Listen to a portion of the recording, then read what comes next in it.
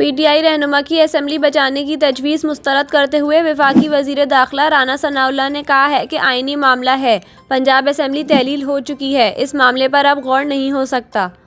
राना सनाउल्लाह ने कहा कि हम इलेक्शन के लिए पहले भी तैयार थे। नवाज शरीफ समेत पार्टी की अक्सरियत की राय थी कि इमरान खान को असेंबलियां तोड़ने दी जाएं। उन्होंने कहा कि हम इलेक्शन में जाएंगे, भरपूर तरीके से इंतखाबात में हिस्सा लेंगे। राना सनाउल्लाह ने कहा कि पार्टी ने नवाज शरीफ को अपील की है कि वो पंजाब और खैबर पख्तूनख्वा की इंतखाबी मुहिम को लीड करें। राना सनाउल्लाह का कहना था कि उम्मीद है नवाज शरीफ पार्टी की अपील को कबूल करेंगे और वापस आएंगे। नवाज शरीफ का अपना भी वापस आने का इरादा है।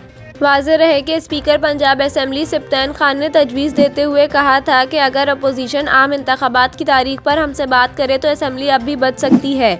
वज़ीर आला असेंबली तोड़ने की समरी वापस ले सकते हैं।